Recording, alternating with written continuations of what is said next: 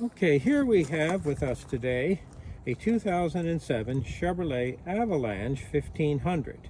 And supposedly this color is cement, like in concrete. Now this is an auction car. It's fresh off the auction block. That inspection sticker is brand new. We just had it inspected. And that's usually kind of the first thing. Yeah, the tires, exhaust, brakes, no ABS warning light, no supplemental restraint system warning light, etc., etc. The seat has to work on the driver's side and the window has to work. Basic Virginia state inspection. The vehicle is relatively clean. It has no check engine light. Seems to run smooth. And as you can see, it's quite customized. There we see those painted chrome rims. Okay, here we see a little curb rash there on our rim, and as you can see, it is painted, including the plastic center cap. Notice they made an attempt to paint that brake caliber red, and so there we go, trying to, I guess, emulate that European style brake caliber, but part of the look. So let's go ahead and continue our walk around. Okay, as we look at the vehicle, obviously it's been painted. In fact, I can look at several flaws, and there where they missed with the masking tape. So certainly it's a fresh paint job. It looks pretty good. So open the door, there we go. And here it's kind of dirty actually, so we're obviously detail it thoroughly. Usually I expect though, before going to an auction, if you're serious about selling the car and getting your maximum price, you need to clean the car up first, and it just amazes me why people don't do that. So it certainly affects the price that they got for it at the auction block. All right, here we see, looking at the back, we see our parking proximity sensors, and make sure they really are, and just not a plug. No, these are not these are just plugs. There's nothing there. That's just a rubber plug. Okay, if I had a parking assist, that's where it would go. I do have a tow hitch, and that looks like a pretty good one there. Now as we look at the tow hitch, is this actually a full? Yes, it is. There's a full bar going across, and that's what we want. So I believe we call this a Reese hitch. And here we say my factory style plug, and I believe this is actually to access the spare tire. That's to access and lower the spare tire. So here would be the trailer connector right here. And it looks to be in pretty good shape. Now this is advertised as a flex fuel vehicle, so I'm supposed to be able to use 85% ethanol. And actually, where we are in the greater Richmond area, some of the gas stations down south do sell ethanol, and part of the reason why is the push to promote ethanol as an alternative fuel, and they actually have ethanol plants down there in that area, so it's only proper that they should sell it as a motor fuel.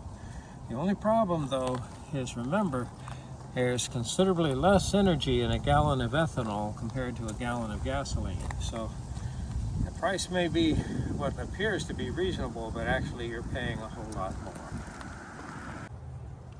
And of course, one very important aspect of the truck is our bed. And let's go ahead and take a look at this.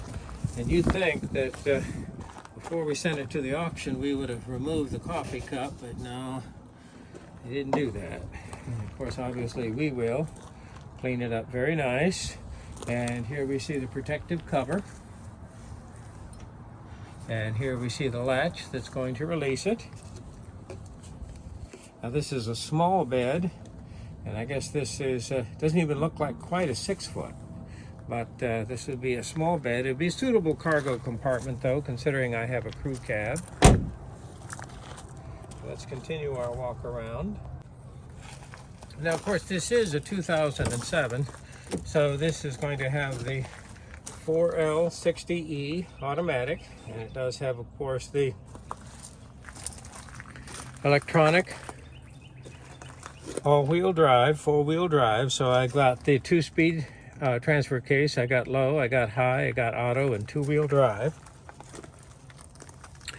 The interior looks pretty good. Needs to be cleaned, obviously. I have an elaborate center screen.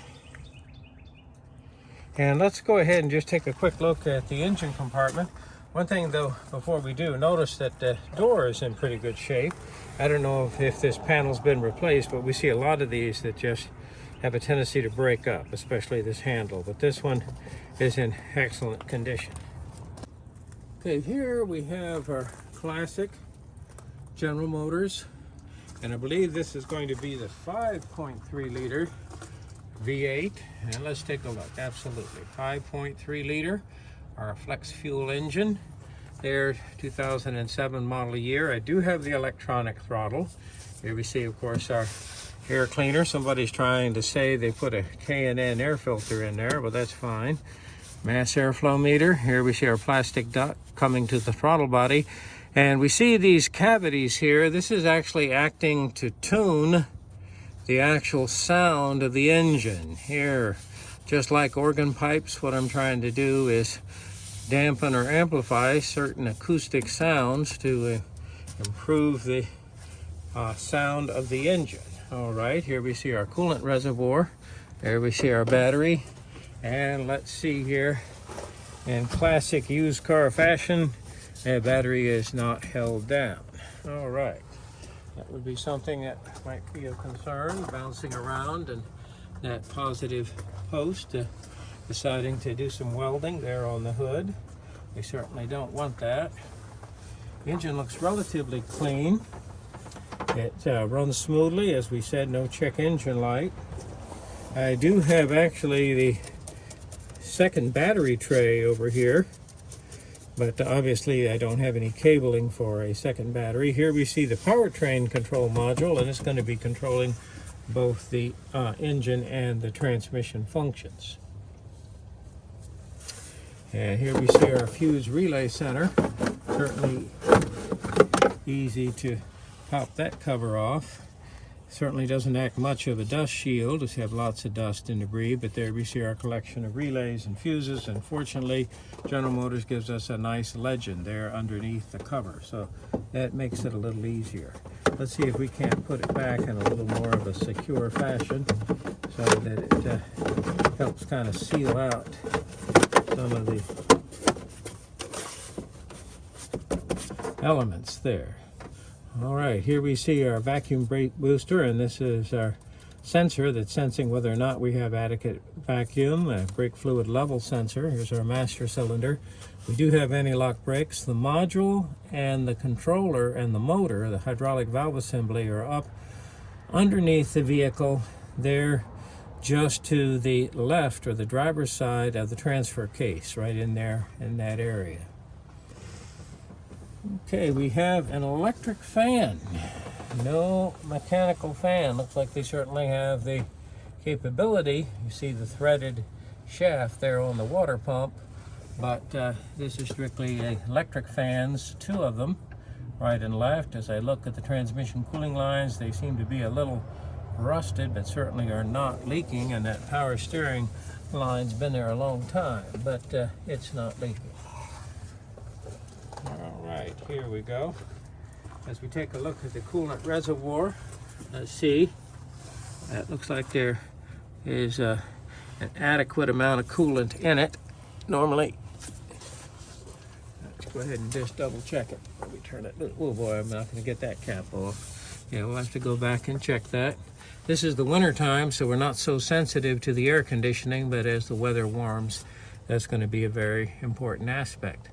As we mentioned before, this is the 4L60E, 4-speed automatic transmission. There's its dipstick. Here's the oil dipstick and the oil fill. This engine is the aluminum head on a aluminum block. So this is the all aluminum engine. Is it a good engine? Well, you have to take care of it.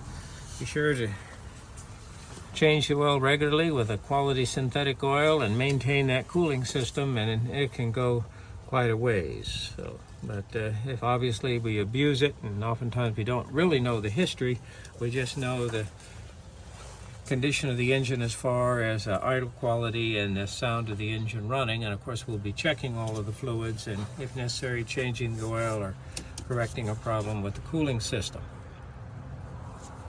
Well, this will make somebody a nice used car. And as I look here under the hood, sometimes you get a clear clue to maybe the original color of the truck if it had been painted, and maybe this truck was originally black. In fact, as we look down here, we can see the overspray from the cement gray here on the front grille, which is just simply made out of plastic, and our plastic facial right there.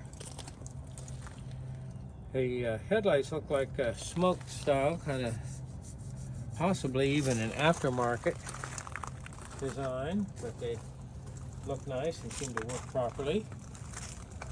Okay, let's take a look. Our odometer is reading it at 139,337 miles. And in classic used car fashion, we are running out of gas. So obviously before we transport the vehicle, we're going to need to put some gasoline in it. As we said, that the interior panels of the doors are in good shape. The handle is not broken here on the driver's side. The dash looks pretty good. Now, what am I looking at right here is this is rather an elaborate setup here. Now, is this, of course, this is a 2007. So this goes back quite a way. So actually this flat screen display looks like a add-on or an aftermarket edition. And I don't think I've seen one exactly like this. But here we go. Quite elaborate. Looking at it though, the way it's interfaced with the systems of the vehicle, I would think that this would actually be original equipment, but very well could be. Let's take a look. Okay. Yes, I think it's just too much there for it to be an aftermarket. So this must be an original equipment. 2007. Whoops, some of our things don't work exactly right. But it seems to be basically all here. I do have an electric trailer brake control. It is obviously aftermarket, so it's been used for towing.